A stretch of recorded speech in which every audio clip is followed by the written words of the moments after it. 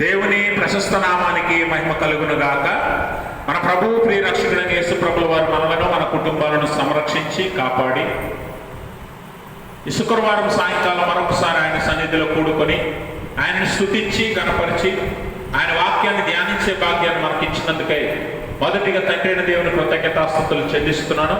ఆయన ఆత్మతోనూ సత్యంతోనూ ఆరాధించడానికి కూడి వచ్చిన మీ అందరికీ బ్రోపెట్ వందనాలు. అందరికీ వందనాలు. దేవుడు మిమ్మల్ని మీ కుటుంబాలను మెండుగా దీవించి ఆశీర్వదించును గాక. ఈ దినముగా ఏర్పాటు చేయబడిన లేఖన భాగాలను మనం చదువుగా విన్నాం.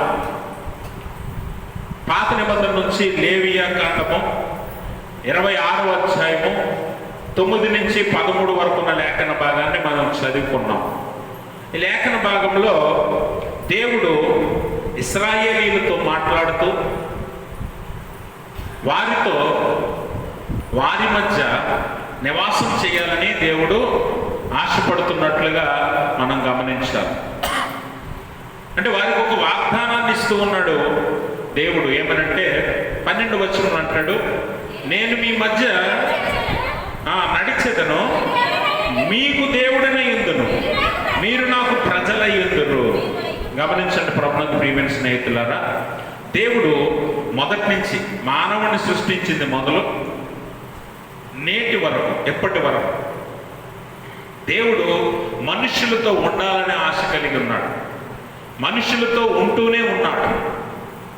మనుషుల మధ్య సంచరిస్తూ ఉన్నాడు. మనుషుల మధ్య నడవడానికి ఇష్టపడుతూ ఉన్నాడు. అందుకని మొదట ఆదామును సృష్టించింది మొదలు నేటి వరకు దేవుడు మానవులను ఎన్నడూ కూడా విడవలేదు, ఎడబాయలేదు అనే విషయాన్ని ఈ లేఖనాలు మనకు స్పష్టం చేస్తూ ఉన్నాయి. పాత నిబంధనలు మనం చూస్తే దేవుడు తన ప్రజలైనటువంటి వారితో స్వరంతో మాట్లాడాడు. అలాగనే దేవదూతల ద్వారా మాట్లాడాడు. కొన్నిసార్లు కొన్ని సంఘటనలు, కొన్ని గొప్ప కార్యాలు జరిగించి ప్రజలతో దేవుడు మాట్లాడాడు. అంటే దేవుని సన్నిధి వారికి సమీపంగా ఉన్నదని, దేవుడు వారికి సమీపంగా ఉన్నాడని చెప్పకనే చెప్తూ ఉన్నాడు మొదటి నుంచి దేవుడు.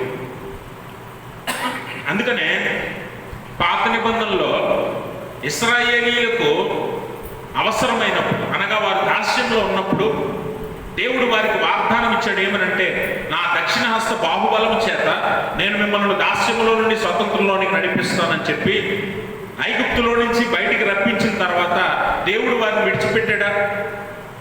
వారిని విడువక, వారిని విడిచిపెట్టక దేవుడు వారితోనే నడిచాడు అరణ్య ప్రయాణం అంతా కూడా. అందుకే పగలు మేఘస్తంభమై, రాత్రి అగ్నిస్తంభమై వారితో నడిచెను అని లేఖనం చెప్తూ ఉంది. అంటే దేవుడు ఎప్పుడు కూడా తన ప్రజలైనటువంటి వారిని విడవలేదు. తన ప్రజలతో నడవటానికి, వారి మధ్య సంచరించడానికి, వారితో నివసించడానికి దేవుడు ఇష్టపడ్డాడు. అందుకని ఇశ్రాయేలీయులతో దేవుడు అంటున్నాడు, నేను మీ మధ్య నడిచెదను, మీరు నాకు ప్రజలై ఉంటారు, నేను మీకు దేవుడనై ఉంటాను అని దేవుడు జ్ఞాపకం చేస్తూ ఉన్నాడు. మరి అప్పుడు ఇశ్రాయేలీయులతో నడిచాడు కదండి. తర్వాత ఏంటి అని అంటే, యేసుప్రభు వారి కాలంలో ఆ దేవుడే శరీరధారిగా మన మధ్య నివసించాడు అని యోహాను భక్తుడు అంటాడు 1వ అధ్యాయం 14వ వచనంలో. అంటే అప్పుడు స్వరముతోనూ దూతలతోనూ మాట్లాడిన ఆ దేవుడు ఇప్పుడు శరీరధారి అయి ఉన్నాడు, మనుషుల మధ్య నివసించాడు, కృపాసత్య సంపూర్ణుడై మన మధ్య నివసించెను అని యోహాను భక్తుడు తెలియజేస్తూ ఉన్నాడు. అంటే యేసుప్రభు వారు ఒక పొరుగువానిగా, ఒక సహోదరునిగా, తోటి మానవునిగా మన మధ్య నివసించాడు. అప్పుడు కూడా తన ప్రజలను ఎన్నడూ కూడా దేవుడు విడవలేదు. యేసుప్రభు వారు చనిపోయి మనందరి కొరకు ప్రాణం పెట్టి శిలువ యాగం చేసి ఆయన పునరుత్థానుడై మరలా ఆయన ఆరోహణమై పరలోకానికి వెళ్ళిపోయేటప్పుడు ఆయన అన్నాడు, నేను మిమ్మల్ని విడిచిపెడతాను అని అన్నాడా? అప్పుడు కూడా దేవుడు ఏం చెప్తున్నాడంటే, యేసుప్రభు వారు, నేను మిమ్మల్ని విడువను, మరలా మీ యొద్దకు వస్తాను, అప్పటి వరకు మీ యొద్ద ఉండుటకు వేరొక ఆదరణకర్తను, అనగా సత్య స్వరూపియగు పరిశుద్ధాత్మను మీ యొద్దకు నేను పంపిస్తాను. అంటే ఈరోజు దేవుడు మన మధ్య ఇప్పుడు కూడా నడుస్తున్నాడు. అయితే ఈ కాలంలో మన మధ్య నడుస్తున్న ఆ స్థితి ఏంటి అని అంటే, పరిశుద్ధాత్మ రూపేణ మన మధ్యలో ఆయన సంచరిస్తూ ఉన్నాడు. పరిశుద్ధాత్మ రూపేణ ఆయన మన మధ్యలో నివసించటానికి నడిపించడానికి ఇష్టపడుతూ ఉన్నాడనే విషయాన్ని మనం గమనించాలి. అందుకనే 1 కొరింథీ పత్రిక 6వ అధ్యాయం 19వ వచనంలో అపోస్తలుడైన పౌలు అంటాడు, మీ దేహము దేవుని వలన మీకు అనుగ్రహింపబడి మీలో ఉన్న పరిశుద్ధాత్మకు ఆలయమై ఉన్నదని మీరు ఎరుగరా అని అంటాడు. గమనించండి, మీరు మీ సొత్తు కారు, విలువ పెట్టి కొనబడిన వారు. గమనించండి, యేసు ప్రభువారు శరీరధారిగా నివసించిన తదనంతరము ఆరోహణమై పరలోకానికి వెళ్ళి ఆయన పరిశుద్ధాత్మను పెంతెకొస్తు దినాన మనందరికీ తోడుగా పంపించాడు. ఈ పరిశుద్ధాత్ముడు ఇప్పుడు ఎవరితో నివసిస్తున్నాడట? మనందరితో నివసిస్తున్నాడు, మనలో నివసిస్తున్నాడు అనే విషయాన్ని మనం గమనించాలంటే మొదటి నుంచి సృష్టి ఆరంభం నుంచి మానవ సృష్టి మొదలుకొని ఇప్పటి వరకు దేవుడు మానవులను, మనుషులను, తన ప్రజలను ఎన్నడూ విడవలేదు, ఎడబాయలేదు. ఈరోజు కూడా మనతో నివసించడానికి ఆయన ఇష్టపడుతూ ఉన్నాడు. ఈరోజు కూడా మన మధ్య ఉండటానికి ఆయన ఇష్టపడుతూ ఉన్నాడు.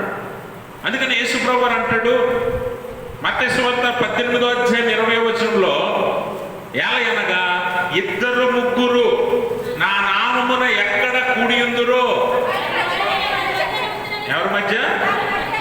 వారి మధ్య ఉందునని చెప్పాడు. అంటే గమనించండి, పాత నిబంధనలో ఇశ్రాయేలీయులతో ఉన్న దేవుడు, నూతన నిబంధన ప్రారంభంలో ఆనాటి కాల ప్రజలందరితో ఉన్న శరీరధారిగా నడిచిన యేసు ప్రభువారు ఈనాడు పరిశుద్ధాత్మ రూపేణ ఇద్దరు ముగ్గురు ఎక్కడ నా నామమున కూడి ఉందురో వారి మధ్య నేను ఉంటానని వాగ్దానం చేశాడు. అంటే ఈరోజు సంఘముతో కూడా దేవుడు ఉన్నాడన్న సంగతిని మనం గమనించాలి. ఈ పరిశుద్ధ ఆలయంలో దేవుడు తన సన్నిధిని మనతో ఉంచాడని మనం నమ్మాలి. మన మధ్య ఆయన ఇప్పుడు సంచరిస్తున్నాడని, ఆత్మరూపేణ మనల్ని పరిశీలిస్తున్నాడని, పరిశోధిస్తున్నాడని మనము తెలుసుకోవాలి. అందుకే దేవుని ఆలయమునకు వెళ్ళినప్పుడు నీ ప్రవర్తన జాగ్రత్తగా చూసుకోనుమని లేఖనం చెప్పినట్లుగా ఈ పరిశుద్ధాలయంలోకి వచ్చినప్పుడు ఆయన నామమున మనం కూడుకోవాలి. ఇద్దరు ముగ్గురు నా నామమున ఎక్కడ కూడి ఉందురో వారి మధ్య నేను ఉంటానని వాగ్దానం చేశాడు. అంటే నేటికి ఆయన సంఘముతో ఉన్నాడు అనే సత్యాన్ని ఈ లేఖనం ద్వారా యేసు ప్రభువారు మనకు తెలియజేస్తూ ఉన్నాడు.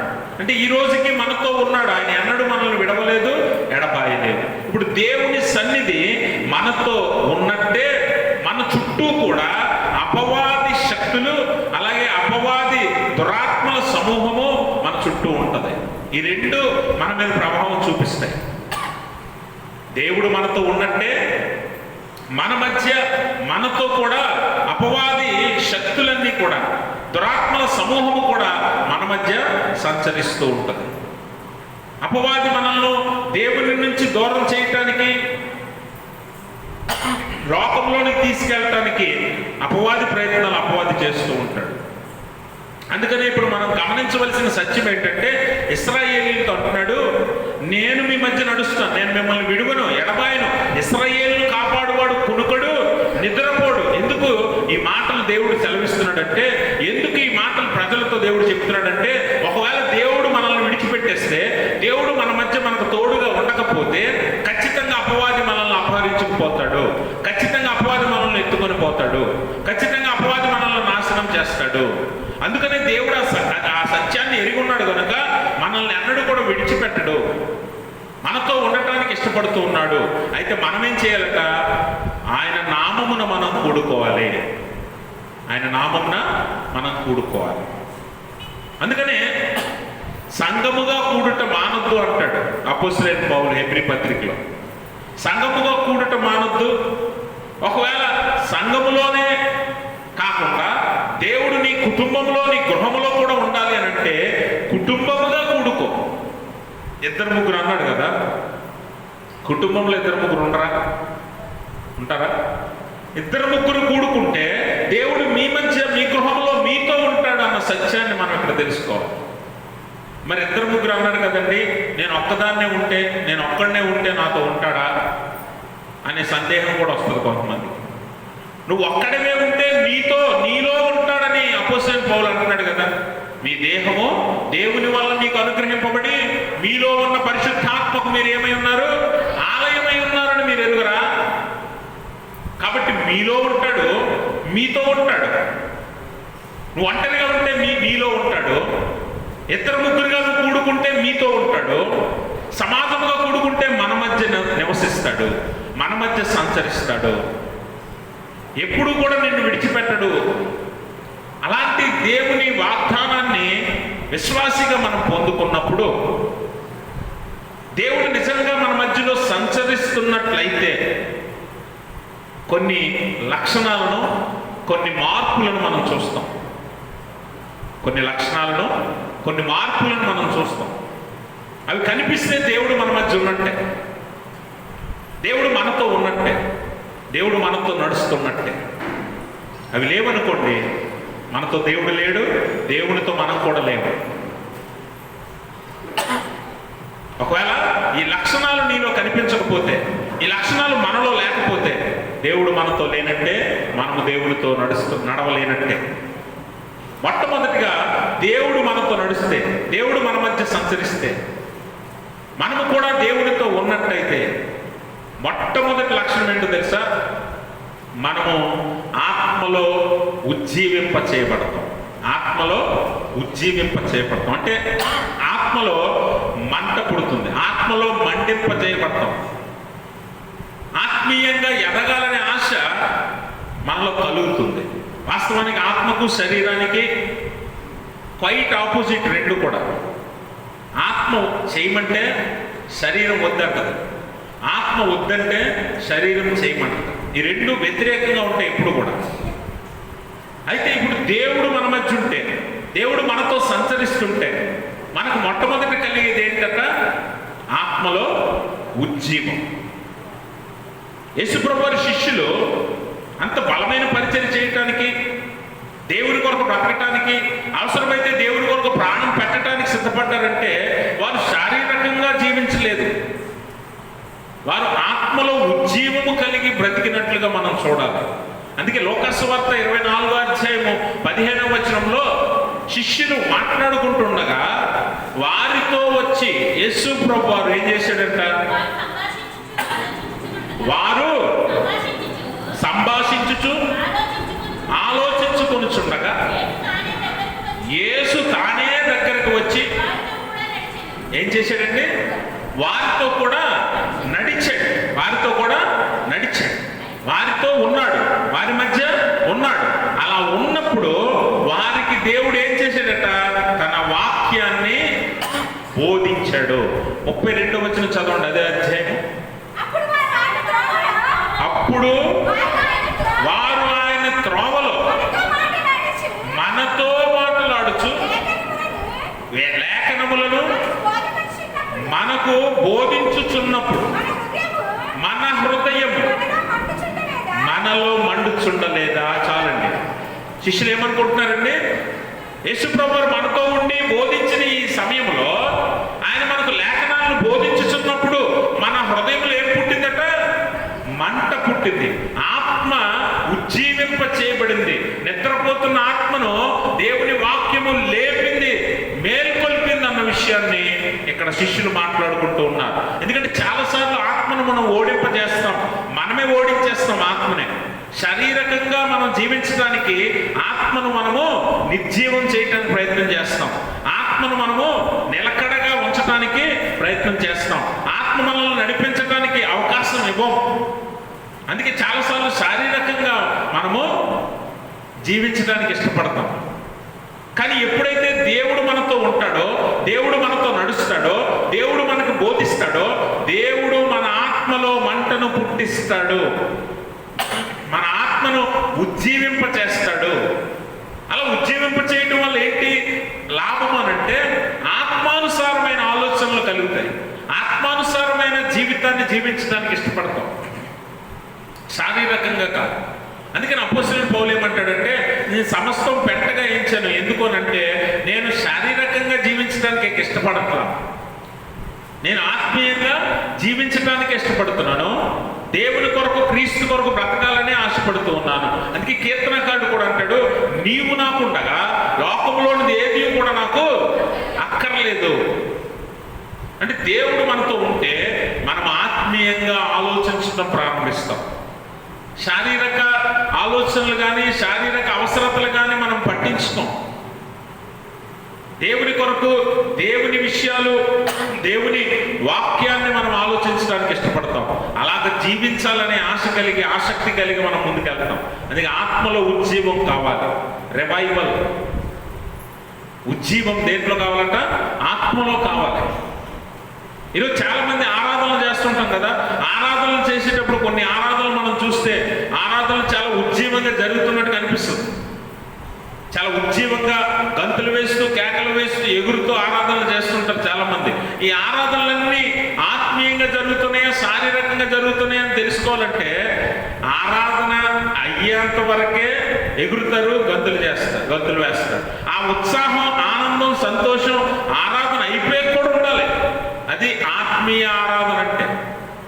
శారీరక ఆరాధన అంటే పాట మొదలవగానే డాన్స్ చేయటం, పాట ఆగిపోగానే ఆగిపోవటం కాదు, అది శారీరక ఆరాధన. అందుకే ఆత్మలో ఉజ్జీవం ఉందనుకోండి, నువ్వు ఆత్మతో సత్యముతో ఆరాధించడానికి ఇష్టపడతావు. ఆ ఉజ్జీవము, ఆ సంతోషం, ఆనందం ఆరాధన అయిపోయినా కొనసాగుతుంది, ఇంటికి వెళ్ళిపోయినా కొనసాగుతుంది, పడుకున్నా కొనసాగుతుంది, పని చేసుకుంటున్నా కొనసాగుతుంది. అంతేగాని ఆరాధన ఎంతసేపు ఉందో అంతసేపు ఎగిరి గంతులేసి ఆ తర్వాత చల్లారిపోయేది కాదు ఈ ఆత్మీయ ఉజ్జీవం. అందుకే దేవుడు మనతో ఉంటే ఆత్మలో ఈ మంట పుడుతుంది, ఆత్మ వెలిగించబడుతుంది, ఆత్మ ఉజ్జీవింప చేయబడుతుంది. ఆ ఉజ్జీవం కావాలి, ఆ ఉజ్జీవం పొందాలి. అందుకే 2-3 నా నామమున ఎక్కడ కూడి ఉందరో వారి మధ్య నేను నివసిస్తాను. ఆయన మన మధ్య నివసిస్తే ఇగో ఈ ఆత్మ ఉజ్జీవము కలుగుతుంది. శారీరక ఉజ్జీవం కాదు, శారీరక ఉజ్జీవం కాదు. ఎందుకనంటే శారీరక ఉజ్జీవం కేవలము ఆ క్షణానికో ఆ సమయానికో పనిచేస్తుంది అంతే.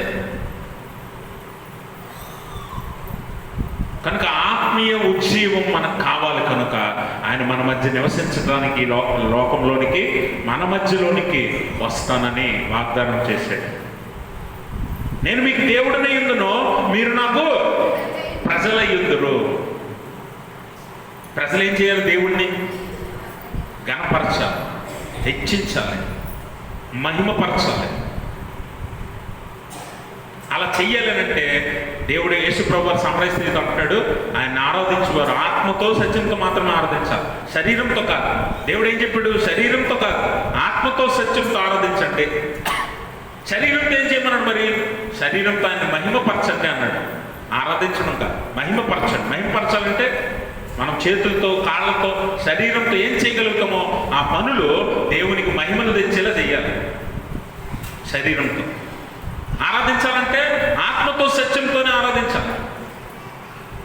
ఆత్మ నీలో లేకపోతే శారీరక ఆరాధన దేవుడు అంగీకరించాడు. శారీరక దేవుడు ఒకవేళ అంగీకరించాడు అనుకోండి దేవుడు శారీరక ఆరాధనని, ఎవడు డ్యాన్స్ బాగా ఇస్తే ఆడితే అంగీకరిస్తాడు, అంతేనా? అప్పుడు మీరందరూ ఏమవ్వాలి? డ్యాన్స్ నేర్చుకోవాలి, అవునా కాదు? అంతే కదా. శారీరక ఆరాధన దేవుడు ఆనందిస్తే, అంగీకరిస్తే ఎవడు బాగా డ్యాన్స్ చేస్తాడో వాడిని అంగీకరిస్తాడు. అందుకని ఆయన ఏమంటాడు? ఆత్మతో సత్యంతో ఆరాధించండి, శరీరంతో, మీ దేహముతో మీ దేవుణ్ణి మహిమపరచండి. కాబట్టి శరీరము దేవుణ్ణి మహిమపరచడానికి వాడాలి. మనలో ఉన్న ఆత్మను ఉజ్జీవింపజేసి ఆయన్ని ఆరాధించాలి. అది దేవుడు కోరుకుంటున్నాడు. అందుకే మన మధ్య నివసించడానికి ఇష్టపడుతున్నాడు దేవుడు. రెండవదిగా మన స్థితిగతులను బట్టి, పరిస్థితులను బట్టి మనల్ని ఎల్లప్పుడూ మనతో ఉండి ఆదరించి, ఓదార్చి, మన మీద కనికరపడే దేవుడుగా ఆయన ఉన్నాడు. పరిస్థితులు ఎలాంటివైనా సరే ఆదరణ అవసరం అయితే ఆదరణ ఇస్తానని మన మధ్య ఉంటానన్నాడు. ఓదార్పునివ్వటానికి మన మధ్య ఉంటానన్నాడు. అలాగనే మన మీద కనికరపడే దేవుడు, మన మీద కనికరపడే దేవుడు. యేసుప్రభు కాలంలో మనం చూస్తే వారు చాలా మంది యేసుప్రభుని వెంబడించడానికి వచ్చారు. వారిలో రోగులు ఉన్నారు, దయ్యం పట్టిన వారు ఉన్నారు, అనేక వ్యాధులతో, బాధలతో పీడింపబడుతున్న వారు ఉన్నారు. వారందరినీ చూసి యేసుప్రభు వారు ఏం చేశాడట? కనికరపడ్డాడు వారి మీద. వారి మీద కనికరం అంట. కనికరం గల దేవుడు. అలా మన మధ్య ఆయన ఉన్నప్పుడు మన మీద కనికర పడతాడు, జాలి చూపిస్తాడు, మనల్ని ఆదరించి ఓదార్చి బలపరుస్తాడు. అందును బట్టి ఆయన మన మధ్య ఉండాలి, అది మనకి అవసరం. అందును బట్టి ఆయన సన్నిధి మన మధ్యలో ఉండేలా మనం చూసుకోవాలి. ఆయన మనల్ని ఆదరించాలంటే, మన మీద కనికర పడాలంటే, జాలి పడాలంటే మనం ఏం చేయాలంట? ఆయన మన మధ్య ఉండేలా చూసుకోవాలి. అలా చూడాలంటే మనం 2-3 దేవుని నామమున ఎల్లప్పుడూ కూడుకోవాలి. దేవుని సన్నిధి కంటే వారానికి 1 సార్లు 2 సార్లు 3 సార్లు వస్తారు, అవునా? ఒకవేళ రోజు మనం రావటం కుదరదు కాబట్టి రోజు దేవుడు మనతో ఉండాలి అని అంటే నువ్వు కుటుంబ ప్రార్థన ప్రారంభించు. మీ కుటుంబంలో 2-3 కూడుకుంటే నీ మధ్య, మీ కుటుంబంలో, మీ గృహంలో దేవుడు మీతో ఉంటాడు. దేవుడు ఎల్లప్పుడూ మీతో ఉండేలా చేయాలి. ఎందుకనంటే దేవుడు మీతో లేకపోతే మీ చుట్టూ ఉన్న అపవాది శక్తులన్నీ మీ మీద పనిచేస్తాయి. దురాత్మల సమూహం మీ మీద దాడి చేస్తుంది, ఆత్మీయంగా మిమ్మల్ని బలహీనపరుస్తుంది, దేవునికి దూరపరుస్తుంది.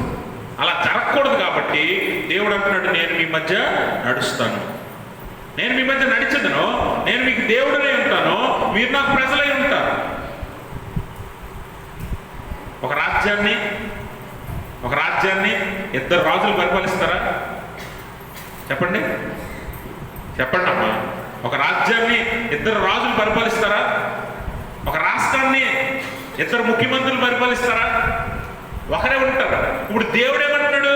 నేను మీకు దేవుడినే ఉంటాను, మీరు నాకు ప్రజలై ఉంటారు. అందుకోసం నేను మీ మధ్య నడుస్తాను, మీతో నివసిస్తాను, మీ మధ్య సంచరిస్తానని దేవుడు వాగ్దానం చేశాడు. ఇప్పుడు దేవునితో మనం లేవనుకోండి, అపవాది మనల్ని లాక్కుంటాడు. దేవుని రాజ్యంలో మనం లేవనుకోండి, అపవాది రాజ్యంలోని మనల్ని లాక్కుంటాడు. ఈ లోకంలోనికి మనల్ని లాగేసుకుంటాడు అపవాది. అందుకే దేవుడు మనతో ఉంటానన్నాడు. కాబట్టి ఆయన మనల్ని బాధ వచ్చినా, వ్యాధి వచ్చినా, ఇరుకొచ్చినా, ఇబ్బంది వచ్చినా మనల్ని ఆదరిస్తూ, ఓదారుస్తూ, మన మీద జాలి పడుతూ, కనికర పడుతూ మనల్ని నడిపించడానికి మన మధ్య నివసిస్తానన్నాడు దేవుడు. ఇలాంటి దేవుణ్ణి మనం ఎన్నడూ కూడా విడిచిపెట్టకూడదని దేవుని వాక్యము మనకు తెలియజేస్తూ ఉంది. కాబట్టి ఆయన అంటాడు, మనల్ని కొన్నిసార్లు బాధలోనికి నడిపించినా కూడా మళ్ళీ ఓదార్చే దేవుడు, కృప చూపే దేవుడట. విలాప వాక్యాల గ్రంథము 3వ అధ్యాయము 32వ వచనంలో ఒక మాట చదువుతాం. ఆయన బాధ పెట్టినను అమ్మా, ఆయన కృపా సమృద్ధిని బట్టి జాలిపడును, హృదయపూర్వకంగా ఆయన నరులకు విచారమునైనను బాధనైనను కలుగు చేయడు. గమనించారా? ఆయన బాధ పెట్టినా కూడా నిన్ను సరైన మార్గంలో పెట్టడానికి నీ మీద ఆయన ఏం చూపిస్తాడట? కృప చూపుతాడు. హృదయపూర్వకంగా నీకు బాధ విచారం కలుగు చేయాలని ఆయన ఎప్పుడు అనుకోడు. ఒకవేళ నీకు బాధ విచారం కలిగిందంటే అది మన అపరాధం అయి ఉండాలా, లేదా మనం చేసిన తప్పు అయి ఉండాలి. కాబట్టి దేవుడట నీకు బాధ కలిగినా కూడా నీ మీద కృప చూపిస్తాడు, నీ మీద జాలి పడతాడు, నిన్ను ఆదరించి ఓదార్చి మళ్ళీ బలపరుస్తాడు. అందుకోసం ఆయన మన మధ్య ఉంటానని వాగ్దానం చేశాడు. ఆయన సన్నిధిని మనం ఎప్పుడూ కూడా విడిచిపెట్టకూడదు, పోగొట్టుకోకూడదు. నీతో ఉండాలి. నువ్వు ఒంటరిగా ఉంటే నీలో ఉంటాడు, నువ్వు కుటుంబంతో ఉంటే నీ మధ్య ఉంటాడు, సంఘముగా సమాజంగా ఉంటే మన మధ్య సంచరిస్తాడు. ఆయన ఎప్పుడు మనల్ని ఏ స్థితిలో కూడా విడిచిపెట్టాడు. ఆయన విడిచిపెట్టి ఒకవేళ నువ్వు దూరంగా వెళితే లోకంలో కలిసిపోతావు, అపవాది రాజ్యంలోనికి వెళ్ళిపోతావు. అందుకనే దేవుడు అంటున్నాడు, నేను మిమ్మల్ని ఓదారుస్తాను, మీ మీద జాలి చూపిస్తాను, మీతో నివసిస్తాను, మీకు దేవుడినై ఉంటాను, మీరు నాకు ప్రజలై ఉండాలి. కనుక దేవుడు మనతో ఉంటే ఈ లక్షణాలు మనలో కనిపిస్తే ఆత్మలో ఉజ్జీవింపజేయబడతాం. అలాగే ఎంత బాధ వచ్చినా ఓదార్చబడి సంతోషంతో దేవుడిని మరలా ఆరాధిస్తాం. అది మనకుందా? బాధ వస్తే మనం ఆలయంలో మర్చిపోతాం, బాధ వస్తే ఆరాధనే మర్చిపోతాం, బాధ వస్తే ప్రార్థనే మర్చిపోతాం, బాధ వస్తే వాక్యం చదవడమే మర్చిపోతాం. మరి నీలో ఉందా ఈ లక్షణం? బాధలో కూడా సంతోషించే, ఆనందించే లక్షణం నీకు ఉందనంటే దేవునితో నువ్వు ఉన్నట్టు. దేవునితో నువ్వు నడుస్తున్నట్టు దేవుడు కూడా నీతో నడుస్తున్నట్టు. బాధలో దేవుణ్ణి ఆరాధించలేక, సంతోషించలేక, బాధలో కృంగిపోతూ దేవుణ్ణి, ఆలయాన్ని, వాక్యాన్ని మర్చిపోయి దూరంగా వెళ్ళిపోతున్నావు అంటే ఖచ్చితంగా నువ్వు దేవునితో లేవు. ఖచ్చితంగా దేవుడు నీతో లేడు. ఈ సత్యాన్ని నువ్వు తెలుసుకోవాలి. ఆత్మలో ఉద్యమం ఉండదు, చల్లారిపోతుంది. సంతోషం ఉన్నప్పుడే ఆరాధించడం కాదు, బాధలో కూడా నెమ్మదిని పొంది మనము దేవుణ్ణి కనపరిచే ఆ స్థితిలోనికి మనం ఎప్పుడు వస్తామో అప్పుడు దేవుడు మనతో ఉన్నట్టు, మనము దేవునితో ఉన్నట్టు. అందుకని దేవుని వాక్యం 119వ సంకీర్తన 50వ వచనం అంటాడు, నీ వాక్యమే నన్ను బ్రతికించుచున్నది, ఇదే నాకు నా బాధలో నెమ్మదిని, బాధలో నెమ్మదిని కలుగు చేసట, మళ్ళీ మనల్ని ఉజ్జీవింపజేస్తట, మళ్ళీ మనల్ని దేవుణ్ణి ఆరాధించేలాగా, దేవుని అందు ఆనందించేలా చేస్తట వాక్యం. మనతో ఉంటే, దేవుడు మన మధ్య ఉంటే. ఈ లక్షణం నీకుందా? ఈ లక్షణం నీకుందా? ఇది నీలో లేదు అని అంటే నువ్వు దూరంగా ఉన్నావు దేవునికి. ఇంకా నువ్వు రావాలి, దేవుని యొద్దకు రావాలి, దేవుని నామమును నువ్వు కూడుకోవాలి, దేవుణ్ణి ఆరాధించాలి, హెచ్చించాలి. బాధ రాగానే దూరంగా వెళ్ళిపోయి నువ్వు బాధపడినా నీ బాధ ఏమైనా తగ్గుతుందా? ఏమండి, ఎంత తేడిస్తే బాధ తగ్గుతుంది అని అంటే మనకంటే ఏడ్చే వాళ్ళు ఎవరైనా ఉంటారా?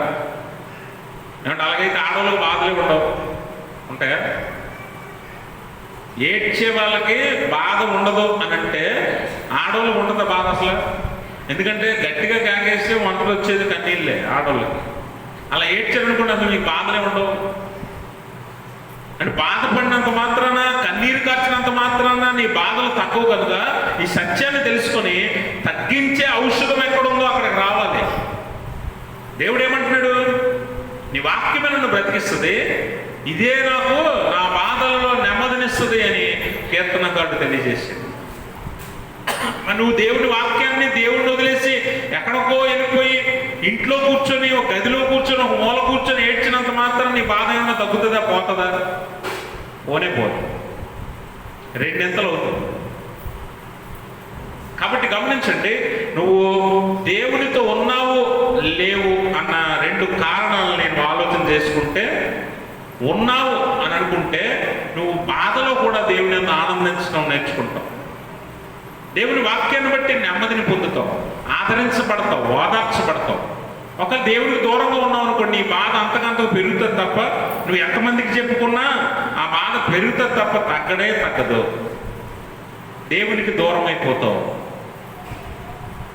కనుక ఈ లక్షణాలను మనం గమనించుకోవాలి. మన ఆత్మీయ జీవితంలో మనం ఎదుగుతున్నావా లేదా? మూడవదిగా ఆయన ఏం చేస్తాడట?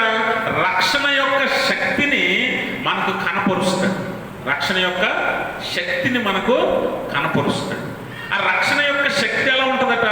ఆ రక్షణ యొక్క శక్తి ఎలాంటిది అని అంటే, మనము దేనితోనైనా పోరాడగలుగుతాం. అపవాది శక్తులతో మనం పోరాడగలిగే శక్తిని మనకు దేవుడు దయచేస్తాడు. అందుకని రోమపత్రిక 1వ అధ్యాయం 16వ వచనం అంటాడు, స్వార్థను గురించి నేను సిగ్గుపడువాడును కాను. ఏలే అనగా, ఇక్కడ చాలా జాగ్రత్తగా వినాలి, నమ్ము ప్రతివానికి. ఎవరైనా సరే, నమ్మిన వాళ్ళు ఎవరైనా సరే అండి, నమ్మిన వాళ్ళు ఎవరైనా పర్వాలేదట, అయితే నమ్మాలి. నమ్ము ప్రతివానికి, మొదటి యూదునికి, గ్రీసు దేశస్తునికి రక్షణ కలుగునట్లు ఏది? సువార్త. దేవునికి స్తోత్రం. అంటే వాక్యం అనేది మీకు ఎలాంటి శక్తిని ఇస్తుందంటే, ఎలాంటి బలాన్ని ఇస్తుందంటే, ఎంత ధైర్యాన్ని ఇస్తుందంటే, రక్షణ యొక్క శక్తి నీకు చూపిస్తుందట, రక్షణ యొక్క అనుభవాన్ని నీకు ఇస్తుందట. అందుకనే మనం గమనించాలి, ఇశ్రాయేలీయులతో దేవుడు అంటున్నాడు కదా, ఏమని? నేను మీ మధ్య నడుస్తాను, మీకు దేవుడినై ఉందును, మీరు నాకు. ఇదే పరిస్థితిని కేవలం దేవుడు భూమి మీద మాత్రమే నీకు వాగ్దానం చేయట్లేదు. దేవుడు భూమి మీద మాత్రమే నీకు వాగ్దానం చేయట్లేదు. ఎక్కడ చేస్తున్నాడట? పరలోకంలో కూడా ఇదే స్థితిని నీకు ఇస్తాడట దేవుడు. ప్రకటన గ్రంథం 21వ అధ్యాయం 3వ వచనం అంటాడు, ఆయన నివాసము, దేవుని నివాసం ఎవరితో ఉందట? మనుషులతో కూడా ఉన్నది. ఆయన వారితో కాపురం ఉండెను, వారాయన ప్రజలయ్యుందురు. దేవుడు తానే వారికి దేవుడై ఉండి వారికి తోడై ఉండును. ఆయన వారి కన్నుల ప్రతి బాష్ప బిందువును తుడిచివేయును. ఇప్పుడు చూడండి, మరణము లేని ప్రజలు ఎక్కడ ఉంటారు అంటే, మీ దేవుడిస్తున్న ఈ వాగ్దానాన్ని గమనించారా?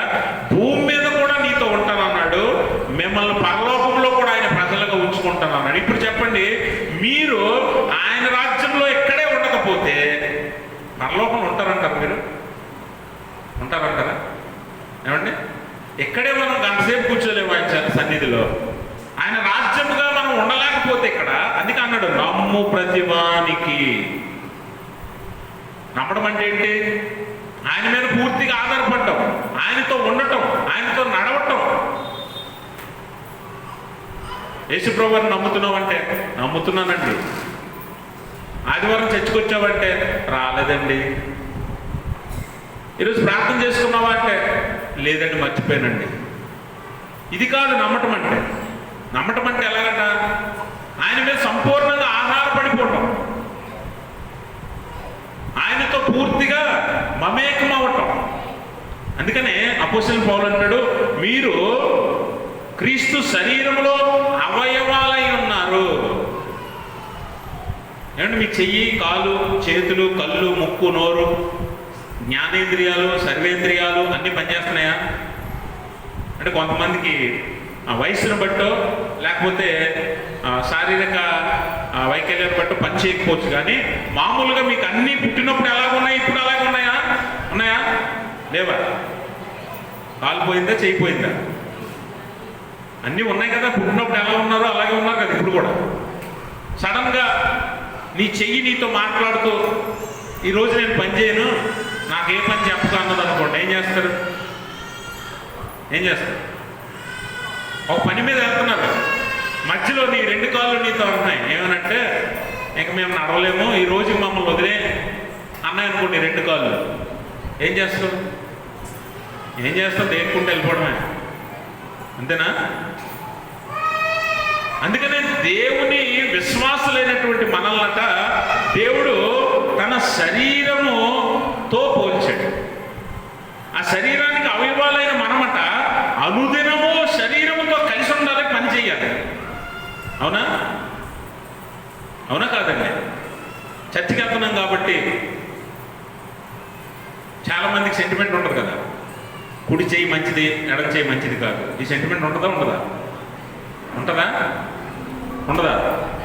ఉంటాయి, ఉండవా? దేవునికి స్తోత్రం.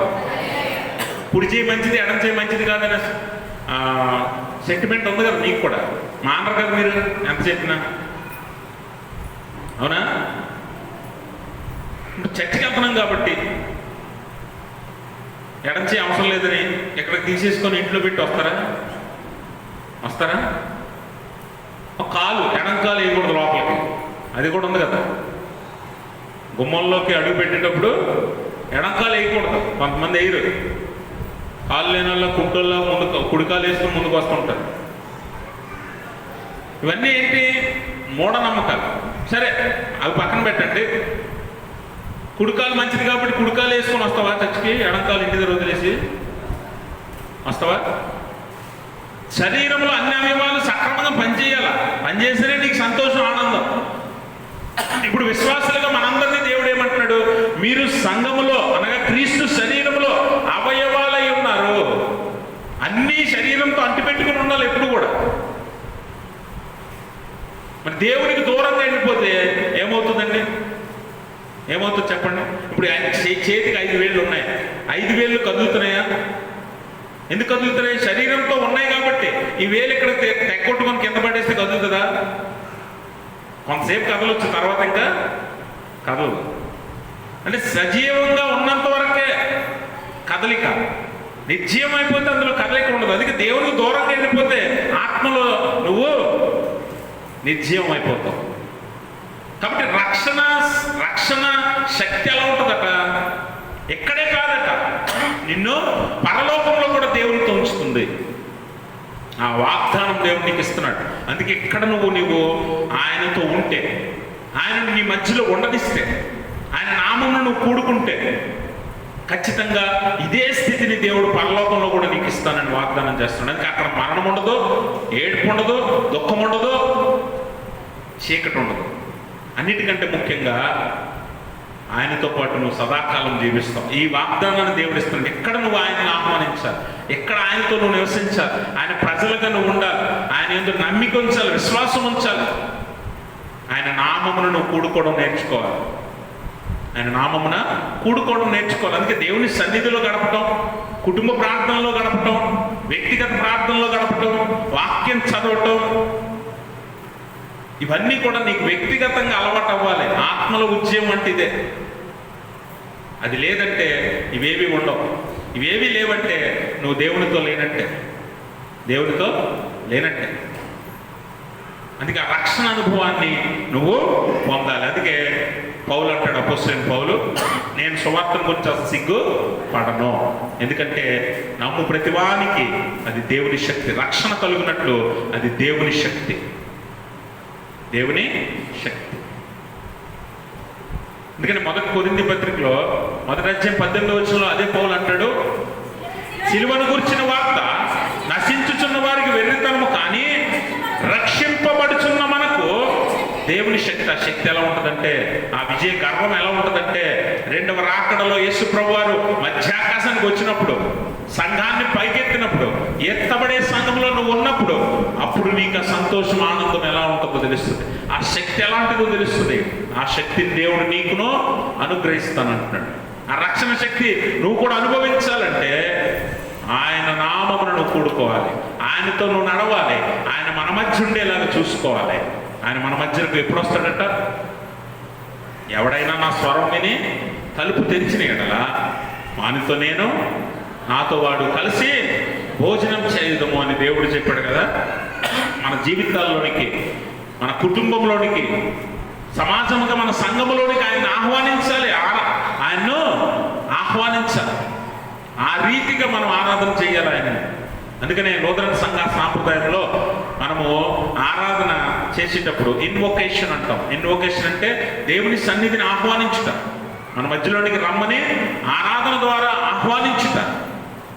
ఇది అల్లరితో ఉండదు, ఆటపాటలతో ఉండదు.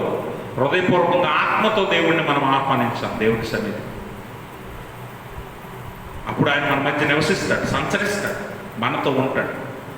కాబట్టి గమనించండి ప్రభువునందు ప్రియమైన స్నేహితులారా, దేవుని సన్నిధి లేదా దేవుని పరిశుద్ధాత్మ రూపేణ మన మధ్య దేవుడు సంచరిస్తున్నప్పుడు ఈ లక్షణాలు మనలో కనిపిస్తాయి. ఈ లక్షణాలు మనలో కనిపిస్తాయి. ఆత్మలో ఉజ్జీవం కలుగుతుంది, బాధలు, సంతోషం, నెమ్మదిని పొందుతాం. అలాగే రక్షణ శక్తిని అనుభవిస్తాం. సువార్తను గురించి మనం సిగ్గుపడం. అన్నిటికంటే ప్రాముఖ్యంగా మన పాపాలను మనమే ఒప్పుకుంటాం. ఎందుకంటే ఒప్పుకోకపోతే దేవునితో ఉండటానికి అర్హత లేదు.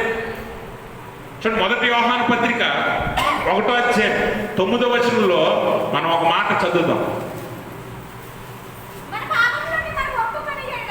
మన పాపమును మనం ఒప్పుకొని ఎడల ఆయన నమ్మదగిన వాడును నీతిమంతుడును గనుక ఆయన మన పాపములను క్షమించి సమస్త దుర్నీతి నుండి మనల్ని ఎలా చేస్తాడట, పవిత్రులుగా చేస్తాడు. ఎందుకు పవిత్రులు అవ్వాలి, ఎందుకు పరిశుద్ధులు అవ్వాలి అని అంటే, దేవుడు మనతో ఉండాలంటే మనం పరిశుద్ధులు అవ్వాలంటే మనం ఏం చేయాలట, పాపాలు ఒప్పుకోవాలి. మనం మన పాపములు ఒప్పుకొని ఎడల ఆయన నమ్మదగిన వాడు, నీతిమంతుడు కనుక సమస్త పాపం నుండి, సమస్త దుర్నీతి నుండి మనల్ని పవిత్రపరుస్తాడు.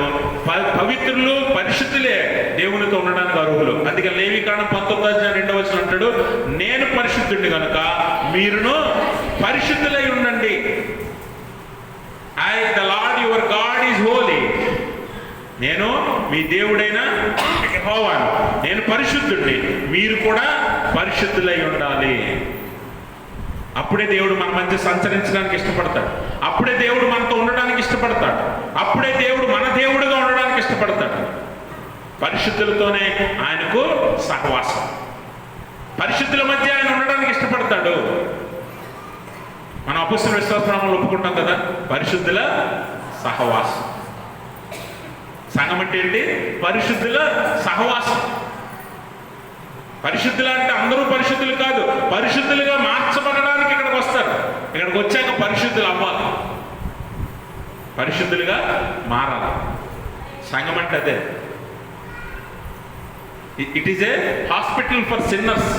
పాపులకు వైద్యశాల వంటిది సంఘం.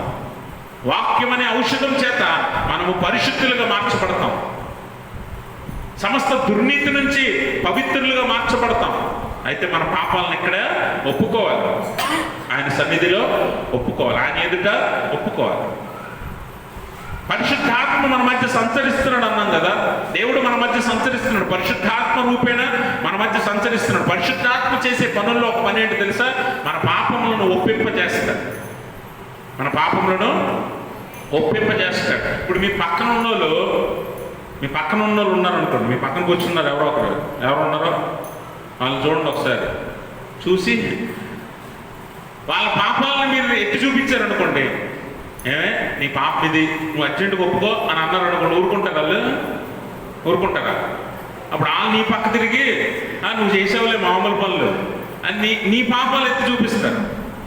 అందుకే మనుషులు చెప్తే మన పాపాలను అంగీకరించగానే పరిశుద్ధాత్మ దేవుడు పరిశుద్ధుడు కనుక ఆయన గొప్ప కార్యాలు చేస్తాడు కనుక ఆయన మనల్ని ఒప్పింపజేస్తాడట. మన పాపాలను మనమే ఒప్పుకునేలా చేస్తాడట. అలా ఒప్పుకోవడమే దేవుడికి కావాలి. అలా ఒప్పుకున్న వారినే పరిశుద్ధులుగా పవిత్రులుగా ఆయన మారుస్తాడు. అప్పుడు మనం దేవునితో ఉండటానికి అర్హులం అవుతాం.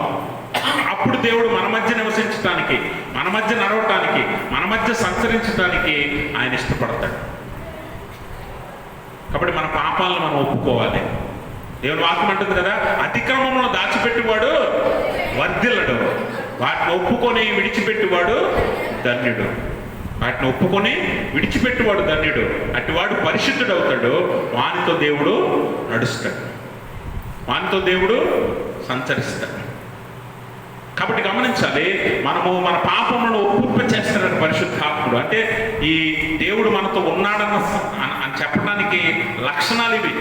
మనలో ఇవి కలగకపోతే మనం దేవునితో లేవు. ఏదో నామకార్థంగా మనం దేవుని సన్నిధిలో కూర్చుంటాం, వెళ్ళిపోతున్నాం అంతే. కాబట్టి ఈ లక్షణాలు మీరు కలిగితే, కనిపిస్తే నువ్వు దేవునితో ఉన్నట్టే. భయపడాల్సిన అవసరం లేదు, కంగారు పడాల్సిన అవసరం లేదు. అందుకనే యేసుప్రభు వారు ఇంకొక లక్షణం నీకు కనిపిస్తుంది. అదేంటో తెలుసా? నువ్వు దేవునితో ఉంటే లోకం నీతో ఉండదు. You will be rejected by world, rejected by the world. ప్రపంచం, లోకం చేత నువ్వు తిరస్కరించబడతావు. దేవునితో నువ్వు ఉంటే లోకం చేత తిరస్కరించబడతావు, లోకంతో ఉంటే దేవుని చేత తిరస్కరించబడతావు. ఈ లక్షణం నీలో ఉందా లేదో చూసుకో. దేవునితో అయితే లోకం నిన్ను తిరస్కరిస్తుంది, లోకంతో ఉంటే దేవుడే నిన్ను తిరస్కరిస్తాడు. ఇప్పుడు ఎవరు నిన్ను తిరస్కరించారన్నది నువ్వు ఆలోచన చేసుకో. ఒకవేళ నీ చుట్టూ మనుషులు ఉండట్లేదా? నిన్ను చూసి దూషిస్తున్నారా, ద్వేషిస్తున్నారా, నిన్ను దూరం పెడుతున్నారా?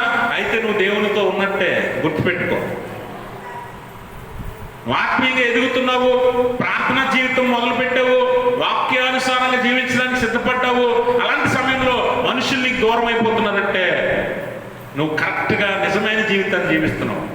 లేదు, మనుషులు నీకు దగ్గరైపోయి, మనుషులు నిన్ను ప్రేమించి, మనుషులు చెప్పింది నువ్వు చేసి, నువ్వు చెప్పేది మనుషులు చేసి లోక స్నేహం చేసావు అనుకో, నువ్వు దేవునికి దూరం అయిపోతున్నట్టే, దేవునికి దూరం అయిపోతున్నట్టే.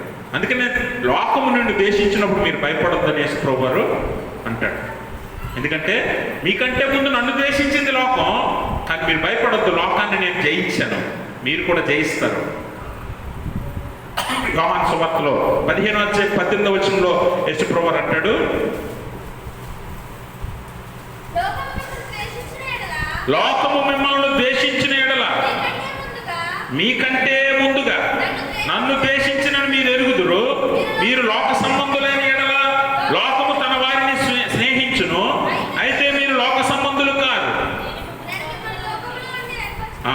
చూసారా, లోకంలో నుండి ఏం చేశాడంటే దేవుడు మనల్ని ఏర్పరచుకున్నాడు, అంటే ప్రత్యేకపరుచుకున్నాడు, వేరు చేశాడు మనల్ని లోకంలో నుంచి.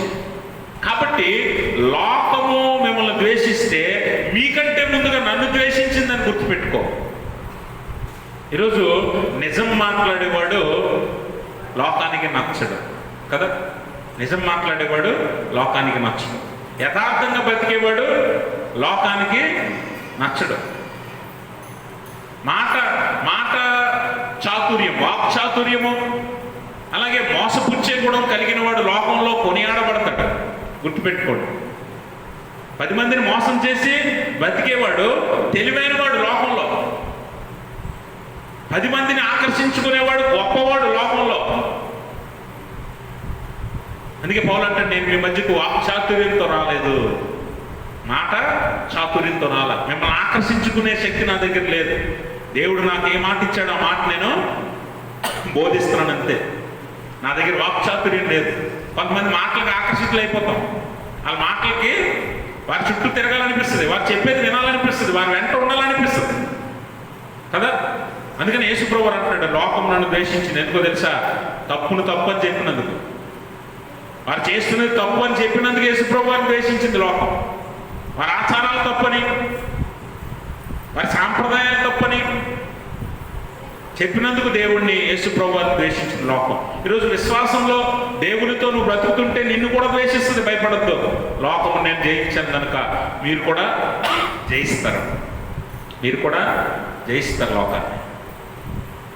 అందుకే లోకం ఎప్పుడు నిన్ను తిరస్కరిస్తే అప్పుడు నువ్వు దేవునితో ఉన్నట్టని గుర్తుపెట్టుకో. లేదు, దేవునితో నువ్వు లేవని తెలియాలంటే లోకంతో నువ్వు స్నేహిస్తావు. అందుకనే లోకము ఏం చేస్తుందట? లోకము లోక సంబంధులతో స్నేహిస్తుంది. అందుకే యాకోబు పత్రికలో అంటాడు కదా, ఈ లోక స్నేహము దేవునితో వైరము. చదవండి 4:4 యాకోబు పత్రిక. చూసారా మాట ఏమంటాడు? వేపించారులారా, ఈ లోక స్నేహము దేవునితో వైరమని మీరు ఎరుగరా? కాబట్టి ఎవడు ఈ లోకముతో స్నేహము చేయగోరునో వాడి దేవునికి ఏమైపోతాడట? శత్రువు అవుతాడు. అంటే గమనించండి, నీకు లోకం శత్రువు అయితే నువ్వు దేవునికి స్నేహితుడివి, దేవుడు నీకు శత్రువు అయితే నువ్వు లోకానికి స్నేహితుడివి. ఏ స్థితిలో ఉన్నావో నువ్వు గుర్తుపెట్టుకో, ఏ స్థితిలో ఉన్నావో పరీక్షించుకో. లోకము కొరకు, లోకాశల కొరకు దేవుణ్ణి వదిలేస్తున్నావా? అయితే లోక స్నేహంలో బతుకుతున్నావు. దేవుని కొరకు లోకంలో ఉన్న వాటిని వదులుకుంటున్నావా? అయితే దేవుని కొరకు బ్రతుకుతున్నావు. ఏ స్నేహం కావాలో ఒకసారి ఆలోచించి. లోక స్నేహం నిన్ను ఈ లోకంలో సంతోషింపజేస్తుందేమో, ఆనందింపజేస్తుందేమో, శారీరక సుఖాలు ఇస్తుందేమో, కానీ ఒకరోజు నాశనం దగ్గర తీసుకెళ్ళి వదిలేస్తుంది. అదేమి చేయదు, ఇంక నీకు నాశనానికి తీసుకెళ్ళి వదిలేస్తుంది. కానీ దేవుని స్నేహం ఎలా ఉంటుందట? చెప్పాను కదా, ఆయన భూమి మీద నీకు వాగ్దానం ఇవ్వలేదు, పరలోకంలో కూడా ఇదే స్థితిని నీకు వాగ్దానం చేస్తున్నాడు. ఎక్కడైతే మన మధ్య నివసిస్తానన్నాడు, ఎక్కడైతే మన దేవుడై ఉంటానన్నాడు, ఎక్కడ మనము ఆయన ప్రజలమై ఉంటామని అన్నాడు, ఇదే వాగ్దానాన్ని పరలోకంలో కూడా ఆయన నెరవేరుస్తున్నాడు. మన మధ్య ఆయన నివాసం ఉంటుందట, మనం ఆయన ప్రజలమై ఉంటామట, ఆయన మన దేవుడై ఉంటాడు, మన కన్నుల ప్రతి బాష్ప బిందువు ఆయన తుడుస్తాడు. ఇక బాధ, మరణము, దుఃఖము, కన్నీరు, చీకటి అక్కడ ఉండనే ఉండదని వాగ్దానం చేశాడు. ఆయన స్నేహం భూమి మీద నుంచి పరలోకానికి నిన్ను తీసుకెళ్తాడు. ఈ లోక స్నేహము సుఖాలు, సంతోషాలు, శారీరక ఆనందాల దగ్గర నుంచి మరణానికి తీసుకుని వెళ్తుంది, నాశనానికి తీసుకుని వెళ్తుంది. ఏ స్నేహం కావాలో నువ్వు నిర్ణయించుకో. ఇప్పుడు నీలో ఏ స్నేహం ఉందో నువ్వు పరీక్షించుకో. దేవుడు నీతో ఉన్నాడో లేదో నీకే తెలిసిపోతుంది. దేవుడు నీతో ఉంటే ఆయన స్నేహము నీలో ఉంటుంది, ఆయనతో సహవాసం నీకు ఉంటుంది, ఆయన చెప్పిన ఆత్మ ఉజ్జీవం నీలో ఉంటుంది. బాధల్లో కూడా ఆనందము, నెమ్మది, సంతోషం కలుగుతుంది. ఆయన్ని ఆరాధించే శక్తి, ఉత్సాహం నీలో కలుగుతుంది. కాబట్టి లోకం నిన్ను విడిచిపెడితే, లోకం నిన్ను ద్వేషిస్తే భయపడాల్సిన అవసరం లేదు. అప్పుడు నువ్వు కరెక్ట్గా ఆత్మీయ జీవితంలో నడుస్తున్నట్టు, దేవునితో ఉన్నట్టు. చివరిగా అన్నిటికంటే ప్రాముఖ్యమైనది ఏంటంటే నీ జీవితం పూర్తిగా మారుతూ ఉంటుందట. నీ జీవితం పూర్తిగా రూపాంతరం చెందుతాడట. అద్భుతమైన రీతిలో నీ జీవితాన్ని దేవుడు మారుస్తాడట. మన జీవన విధానం మారిపోతే కొత్త జీవన విధానం ఇస్తాడు దేవుడు. ఆ కొత్త జీవన విధానంలో మనం ఇక లోకాన్ని అనుసరించమంట, లోకాన్ని వెంబడించం. లోకంతో మనకు పని లేదు. రోమపత్రిక 12వ అధ్యాయము 2వ వచనం అంటాడు, మీరు ఈ లోక మర్యాదను అనుసరించక అమ్మా ఉత్తమములు సంపూర్ణమునై ఉన్న దేవుని చిత్తమేదో పరీక్షించి తెలుసుకున్నట్లు మీ మనసు మారి నూతన మొగుట వలన రూపాంతరము, న్యూ లైఫ్ స్టైల్, ఒక కొత్త జీవన విధానంలోనికి మనం రావాలట. వస్తాం దేవుడు మనతో ఉంటే ఒక కొత్త జీవన విధానంలోనికి మనం రావడానికి ఇష్టపడతామట. ఆ లైఫ్ స్టైల్ ఎలా ఉంటుందట? లోక మర్యాద అనుసరించక. ఎందుకంటే లోక మర్యాద ఏంటి? లోక మర్యాద ఏంటో తెలుసా? తినుము, తాగుము, సుఖించుము. లోక మర్యాద ఏంటో తెలుసా? శరీరాశ, నేత్రాశ, జీవపుడంబము. ఇవే ఉంటాయి లోకంలో. ఉదయం లేకనే కొంతమంది ఉంటారు చూడండి, తింటారు, తాగుతారు, సుఖిస్తారు, మళ్ళీ పడుకుంటారు, మళ్ళీ లేచి తింటారు, తాగుతారు, సుఖిస్తారు. ఇదే లోక మర్యాద. లేకపోతే శరీరాశ, నేత్రాశ, జీవపుడంబం, వీటిలో బ్రతుకుతారు. ఇదే లోకంలో ఉండేది. ఈ లోక మర్యాద మీరు అనుసరించొద్దు అంటున్నాడు. అనుసరించక ఉత్తమమును సంపూర్ణమైన దేవుని చిత్తమేదో పరీక్షించి తెలుసుకొని మీ మనసు మారి నూతన మగుట వలన రూపాంతరం చెంది, ట్రాన్స్ఫర్మేషన్, పూర్తిగా మార్పు చెందాలి. పాతదానికి కొత్తదానికి ఏ సంబంధం ఉండకూడదు. ఇంకా గత ఆదివారం రూపాంతర ఆదివారం ధ్యానించాం కదా, మన జీవితాలు పూర్తిగా రూపాంతరం చెందాలి. అందుకని దేవుడు ఏమంటాడంటే, కాగా ఎవడైనాను క్రీస్తునందున్న ఎడలా వాడు నూతన సృష్టి. పాతవి పోతాయి, పాతవి గతిస్తాయి. ఇక పాత లక్షణాలు, గుణాలు, ఆలోచనలు, తలాంతులు, ప్రవర్తన, జీవన విధానం ఏది నీలో ఉండకుండా పాతవి గతించిపోయి కొత్త సృష్టిగా మారిపోతావు. ఆ కొత్త సృష్టిలో కొత్త జీవన విధానాన్ని వెంబడిస్తావు. పొద్దున్న లేవగానే ప్రార్థన, ఖాళీ సమయాల్లో బైబిల్ పట్టణం, దేవుడితో గడపడం, దేవుని ఆలయంలో ఉండటం, ఆరాధనలకు మానకుండా రావటం, ఇవన్నీ ఒక కొత్త జీవన విధానం. ఇది అలవాటు చేసుకోవాలి. దేవుళ్ళకి వస్తే ఇది అలవాటు అవుతుంది. దేవునితో నడిస్తే ఇది అలవాటు అవుతుంది. దేవునితో నువ్వు లేవనుకోండి, లోకంతోనే ఉండడానికి ఇష్టపడతావు, లోకంతోనే జీవించడానికి ఇష్టపడతావు. పొద్దున్న లేవగానే లోకంలో ఉన్న ఆలోచనలే కలుగుతాయి, దేవునితో ఉన్న ఆలోచనలు నీకు కలగవు. నీలో ఈ లక్షణం ఉందంటే నువ్వు దేవునితో ఉన్నట్టే. దేవుని ఆలోచనలు నీలో ఉంటే దేవునితో ఉన్నట్టే, దేవుడు నీతో ఉన్నట్టే. లేవు, లోకంలో ఉన్న వాటి గురించి నువ్వు ఆలోచిస్తున్నావా? ఈరోజు ఏం చేయాలి, ఎక్కడికి వెళ్ళాలి, ఇవన్నీ ఆలోచిస్తే ఖచ్చితంగా లోక స్నేహంలో ఉన్నట్టే, లోకంలో జీవిస్తున్నట్టే. గుర్తుపెట్టుకో, ఈ లక్షణాలు నీళ్ళు లేకపోతే ఖచ్చితంగా నువ్వు దేవునికి ఇంకా దూరంగా ఉన్నట్టే.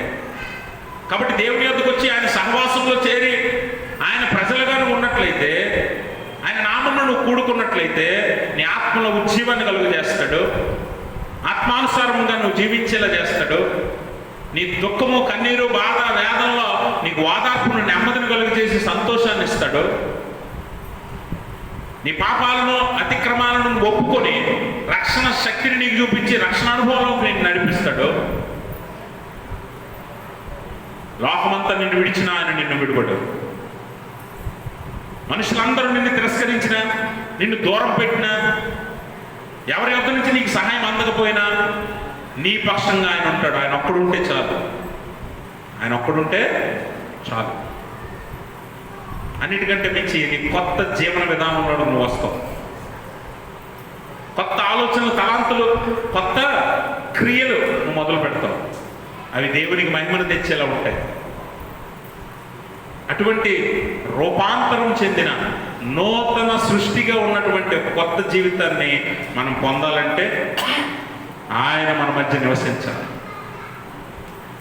ఆయన మన మధ్య నివసించాలి. ఆయన మన మధ్య ఉన్నప్పుడే మనం ఇటువంటి లక్షణాలను, గుణాలను అనుభవిస్తాం. ఇటువంటి మార్పులు మనం చూస్తాం. లేదంటే నామకార్థ సంఘాలు, నామకార్థ ఆరాధనలు, నామకార్థ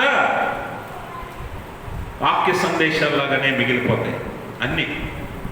చివరికి మన జీవితాలు కూడా నామకార్థ జీవితాలుగానే మిగిలిపోతాయి. ఏదో వెళ్ళాం వచ్చాం అన్నట్టునే ఉంటుంది. అలా కాదు, కానీ దినదినము నూతన శక్తిని పొంది దినదినము మనం అభివృద్ధి చెంది ఆత్మీయంగా ఎదగటానికే దేవుడు మన మధ్య నివసిస్తానన్నాడు, సంచరిస్తానన్నాడు, మన మధ్య నడుస్తానన్నాడు. అందుకే మొదటి నుంచి చివరి వరకు ఈ రోజు వరకు కూడా దేవుడు మనల్ని విడిచిపెట్టలేదు. ఇప్పటికీ మన మధ్య ఆత్మరూపేణ సంచరించడానికి ఇష్టపడుతున్నాడు, మనలో నివసించడానికి ఇష్టపడుతున్నాడు. దానికి అనుకూలమైన జీవితాలు మనం పొందితే ఇది ఇక్కడ చెప్పబడిన ఈ ప్రతి లక్షణం మనలో కనిపిస్తుంది. ఆత్మలో ఉద్యమం కలుగుతుంది, దుఃఖము బాధలో సంతోషం కలుగుతుంది. అలాగే రక్షణ అనుభవాన్ని మనం చూస్తాం, దేవుని శక్తి ఏంటో మనం రుచి చూస్తాం. మన పాపాలను మనమే అంగీకరిస్తున్నాం, ఎవడు చెప్పక్కర్లేదు, మనమే అంగీకరిస్తాం. అలాగనే నూతన జీవితాన్ని మనం ప్రారంభిస్తాం. లోకాన్ని మనం విడిచిపెడతాం, లోక మర్యాదను మనం వెంబడించాం. లోకం ఏం చెప్పినా కూడా మనము పక్కన పెట్టి దేవుని మాటను బట్టి జీవించడానికి ఇష్టపడతాం. అటువంటి ఆత్మీయ జీవితాలు దేవుడు మనందరికీ తన పరిశుద్ధాత్మ ద్వారా దయచేయును గాక. ఆమేన్. సమస్త జ్ఞానంలో మించిన దేవుని సమాధానం యేసుక్రీస్తు వల్ల మీ హృదయంలో మీ తలంపులకు కావలి ఉండును గాక. ఆమేన్.